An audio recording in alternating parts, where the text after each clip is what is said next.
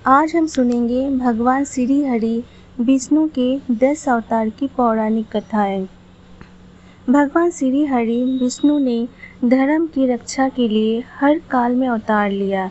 वैसे तो भगवान विष्णु के अनेक अवतार हुए हैं, लेकिन उनमें से 10 अवतार ऐसे हैं जो प्रमुख रूप से स्थान पाते हैं। पहला है मत्स्य अवतार। पुराणों के अनुसार भगवान विष्णु ने सृष्टि को प्रलय से बचाने के लिए मत्स्य अवतार लिया था। इसकी कथा इस प्रकार है। कृत युग के आदि में राजा सत्यव्रत हुए।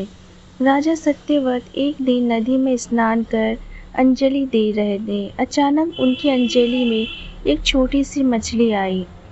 उन्होंने देखा तो सोचा वापस सागर में डाल दूं, लेकिन उस मछली ने बोला, आप मुझे सागर में मत डालिए, अन्यथा बड़ी मछलियाँ मुझे खा जाएंगी।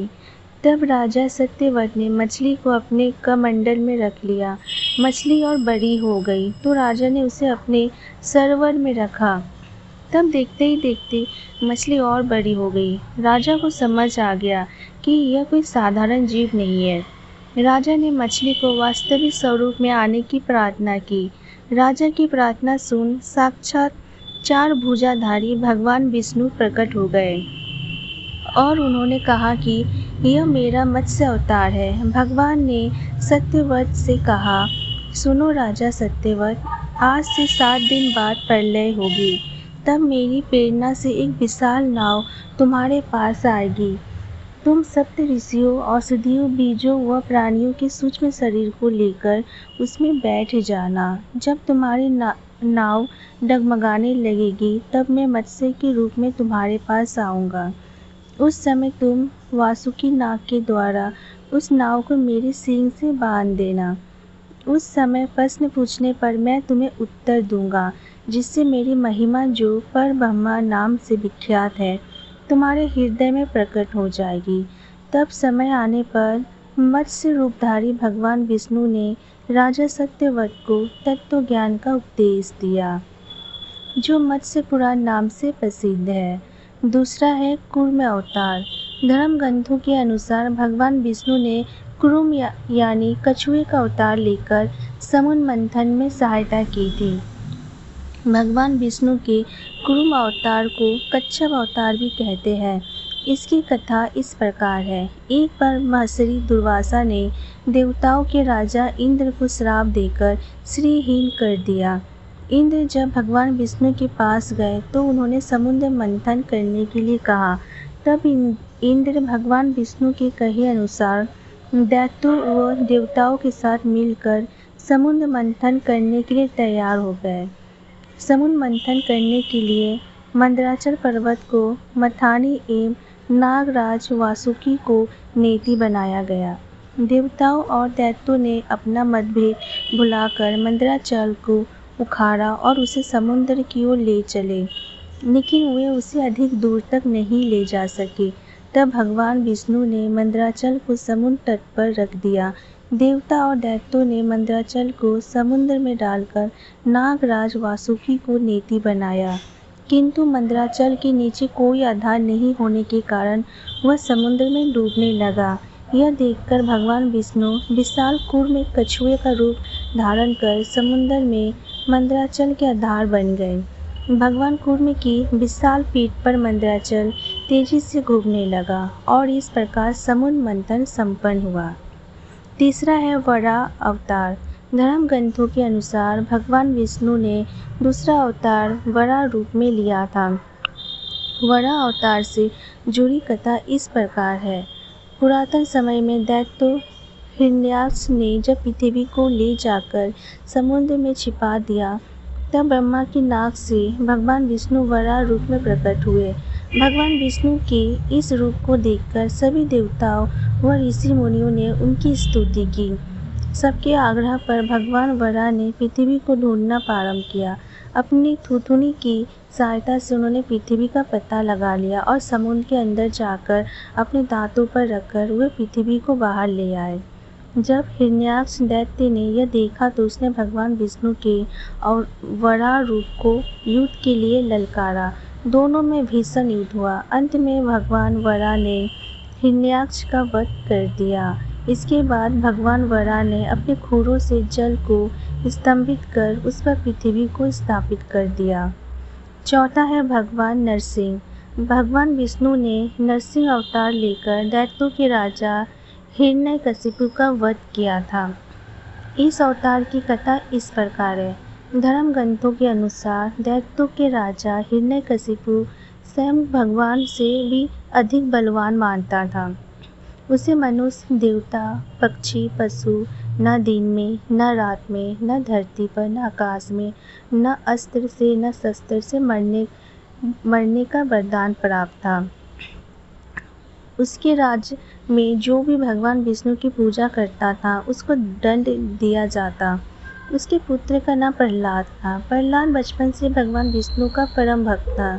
यह बात जब हिरण्यकशिपु का पता चली तो वह बहुत ही क्रोधित हुआ और प्रहलाद को समझाने का प्रयास किया, लेकिन फिर भी जब प्रहलाद नहीं माना तब हिरण्यकशिपु ने उसे मृत्यु दंड दे दिया। हर बार भगवान विष्णु के चमत्कार से वह बच गया। हिरण्यकशिपु की बहन होलिका, जिसे अग्नि से न जलने का वरदान प्राप्त था, वह प्रहलाद को लेकर धधकती हुई अग्नि में बैठ गई।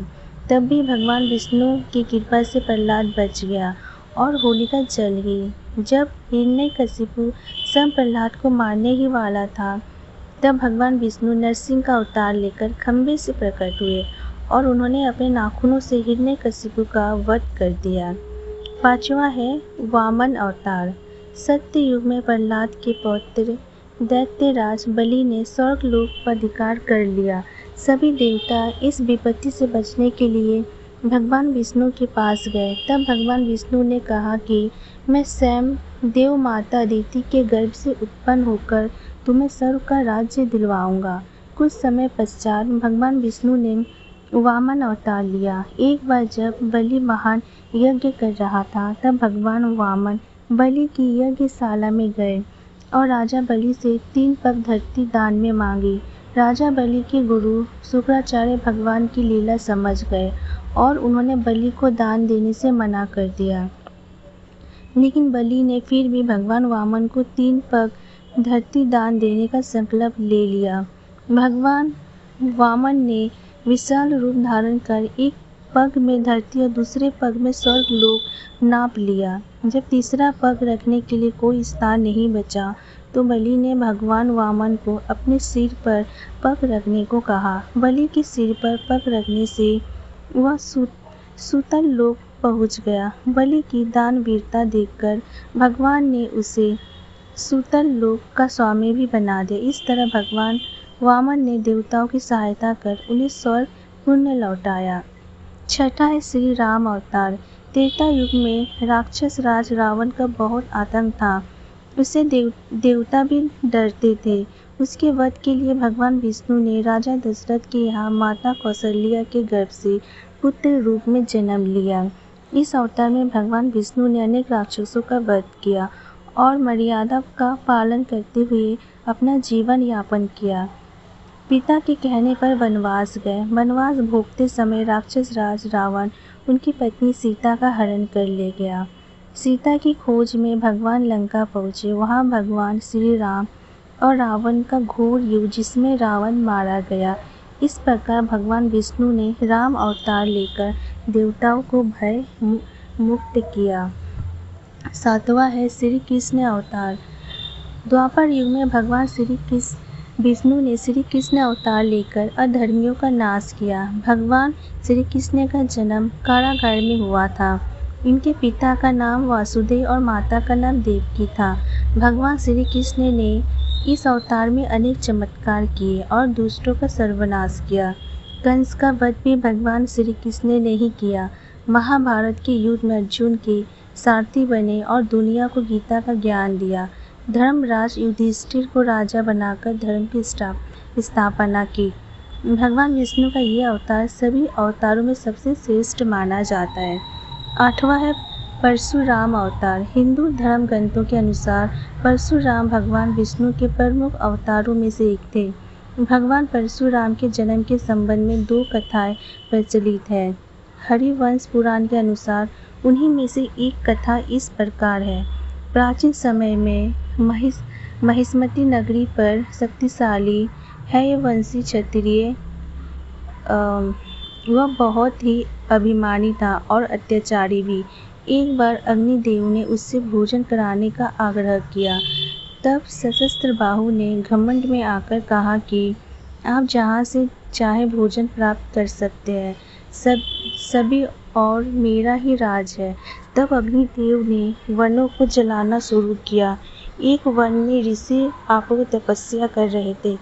अग्नि ने उनके आश्रम को भी जला डाला। इससे क्रोधित होकर ऋषि ने सहस्त्रबाहु को श्राप दिया कि भगवान विष्णु परशुराम के रूप में जन्म लेंगे और न सिर्फ सहस्त्रबाहु का नहीं बल्कि समस्त क्षत्रियों का सर्वनाश करेंगे। इस प्रकार भगवान विष्णु ने भाग्य कुल में महर्षि जमदग्नि के 5वें पुत्र के रूप में जन्म लिया। 9वां है बुद्ध अवतार। धर्म ग्रंथों के अनुसार बौद्ध धर्म के प्रवर्तक गौतम बुद्ध भी भगवान विष्णु के ही अवतार थे, परंतु पुराणों में वर्णित भगवान बुद्ध देव का जन्म गया के समीप कीकत में हुआ बताया गया है और उनके पिता का नाम अजन बताया गया है। यह प्रसंग पुराण वर्णित बुद्ध अवतार का ही है। एक समय दैत्यों की शक्ति बहुत बढ़ गई। देवता भी उनके भय से भागने लगे। राज्य की कामना से दैत्यों ने देवराज इंद्र से पूछा कि हमारा साम्राज्य स्थिर रहे, इसका उपाय क्या है। तब इंद्र ने शुद्ध भाव से बताया कि सुस्थिर शासन के लिए यज्ञ एवं वेद विहित आचरण आवश्यक है। तब दैत्य वैदिक आचरण एवं महायज्ञ करने लगे, जिससे उनकी शक्ति और बढ़ने लगी। तब सभी देवता भगवान विष्णु के पास गए। तब भगवान विष्णु ने देवताओं के हित के लिए भूत का रूप धारण किया। उनके हाथ में मार्जनी थी और वे मार्ग को गुहारते हुए चलते थे। इस प्रकार भगवान बुद्ध दैत्यों के पास पहुँचे और उन्हें उपदेश दिया कि यज्ञ करना पाप है। यज्ञ से जीव हिंसा होती है। यज्ञ की अग्नि से कितने ही प्राणी भस्म हो जाते हैं। भगवान बुद्ध के उपदेश से दैत्य प्रभावित हुए। उन्होंने यज्ञ व वैदिक आचरण करना छोड़ दिया। इसके कारण उनकी शक्ति कम हो गई और देवताओं ने उन पर हमला कर अपना राज्य पुण्य प्राप्त कर लिया। 10वां है कल्कि अवतार। धर्म ग्रंथों के अनुसार भगवान विष्णु कलयुग में कल्कि रूप में अवतार लेंगे। कल्कि अवतार कलयुग व सत्ययुग के संधि काल में होगा। यह अवतार 64 कलाओं से युक्त होगा। पुराणों के अनुसार उत्तर प्रदेश के मुरादाबाद जिले के संभल नामक स्थान पर विष्णु यशा नामक तपस्वी ब्राह्मण के घर भगवान कल्कि पुत्र रूप में जन्म लेंगे। कल्कि देवदत्त नामक घोड़े पर सवार होकर संसार से पापियों का विनाश करेंगे और धर्म की पूर्ण स्थापना करेंगे। तभी सत्ययुग का प्रारंभ होगा।